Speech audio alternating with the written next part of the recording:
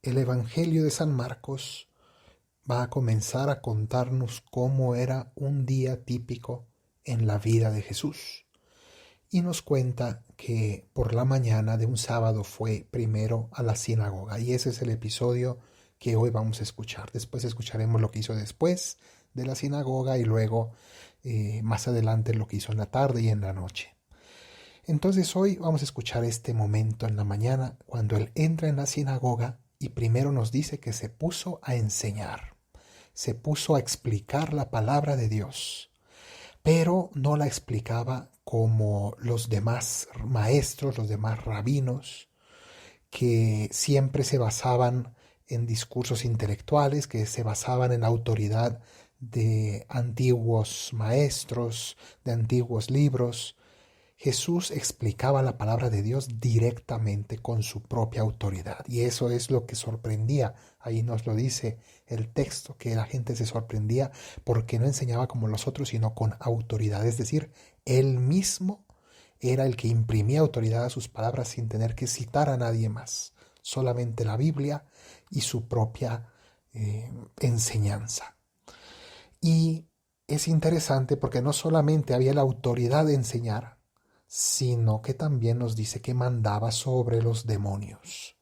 Y cuando él está enseñando, nos dice aquí que de repente un hombre poseído por el demonio que había ido a la sinagoga a rezar, es decir, un hombre que no se le notaba que tenía ese problema dentro, ante la presencia y ante la enseñanza de Jesús no puede ocultar más esta presencia del demonio dentro de él, y ese demonio empieza a manifestarse, empieza a hablar en contra de Jesús.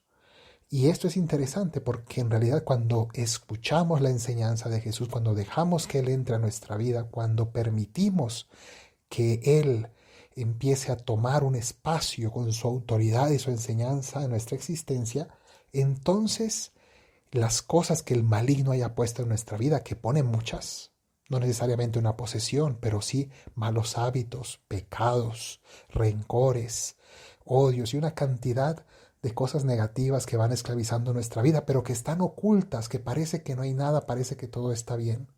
Pero cuando dejamos que Jesús entre, cuando escuchamos su palabra, cuando comenzamos a dejar espacio a la oración, entonces allí el demonio no puede más y se empiezan a notar y empiezan a salir a flote todos esos problemas, todos esos desórdenes, y empieza una liberación de nuestra alma, de nuestra vida, de nuestra mente, de nuestro cuerpo incluso, porque la autoridad de Cristo va alcanzando toda nuestra existencia. Y eso es lo principal del pasaje de hoy. Nos habla de la autoridad de Cristo. Cristo que manda al enseñar, con autoridad enseña, pero también manda sobre los demonios. Y más adelante nos dirá cómo manda incluso sobre las tempestades, manda sobre las leyes de Moisés, que incluso las modifica. Jesús tiene autoridad, porque autoridad significa ser el autor. Autoridad es alguien que por haber sido el autor de algo, es el que más sabe, es el que puede decidir. Y entonces Jesucristo es Dios, es el autor de la vida, es el autor del universo, el autor de nuestra existencia y de la humanidad. Y por tanto, Él es el único que debe tener autoridad sobre nosotros. Él y obviamente las mediaciones a través de las cuales Él está en nuestra vida, es decir, la iglesia. Si nosotros obedecemos a su autoridad y nos dejamos guiar por su autoridad que está delegada en la iglesia, tal como su palabra nos la explica, entonces seremos liberados en nuestra vida y dejaremos que Él sea el que vaya conformando nuestra existencia. Y no permitamos, por tanto, que nada más que no sea de Cristo tenga autoridad sobre nosotros. No permitamos que ninguna otra idea esté por encima de la palabra de Dios. No permitamos que ningún otro autor de ningún otro libro, de ninguna otra corriente, de ninguna otra tendencia nos venga a enseñar lo que Dios quiere revelarnos.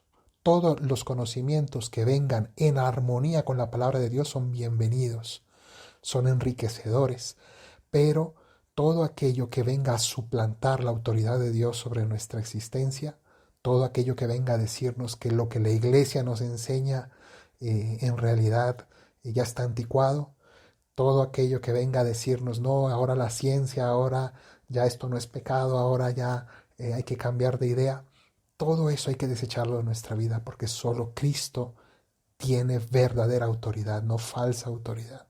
Pidámosle al Señor que tome posesión de nuestra vida y nos guíe. Que así sea.